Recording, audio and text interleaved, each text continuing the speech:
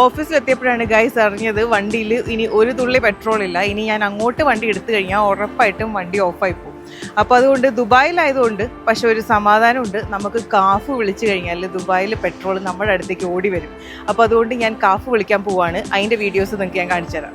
അപ്പോൾ ഗൈസ് നമുക്ക് കാഫിൻ്റെ ആപ്ലിക്കേഷൻ ഉണ്ട്. അപ്പോൾ ഞാൻ കാഫിൻ്റെ ആപ്ലിക്കേഷനിൽ കയറിയിട്ട് നമ്മുടെ ലൊക്കേഷനും കാര്യങ്ങളും ഒക്കെ അടിച്ചു കൊടുത്തു കഴിഞ്ഞാൽ വിത്തിൻ 20 മിനിറ്റ്സ് കാഫു നമ്മളുടെ അടുത്തേക്ക് വരും. ഞാൻ കാണിച്ചു തരാം.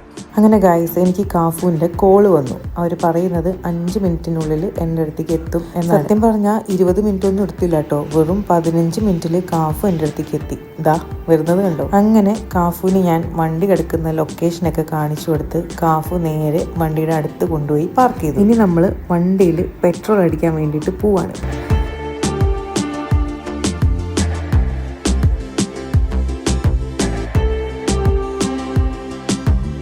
ഇവിടെ നോക്കിക്കഴിഞ്ഞാൽ നമ്മൾ എന്തോരം പെട്രോൾ അടിച്ചു, എത്ര എമൗണ്ട് ആയി എന്നുള്ളതെല്ലാം നല്ല ക്ലിയർ ആയിട്ട് പെട്രോൾ പമ്പിൽ കാണുന്നത് പോലെ തന്നെ നമുക്ക് കാണാൻ പറ്റും. അങ്ങനെ എല്ലാം കഴിഞ്ഞ് പെട്രോളും അടിച്ച് നമ്മളുടെ കാഫു പോയി. പാവം കാഫു അല്ലേ.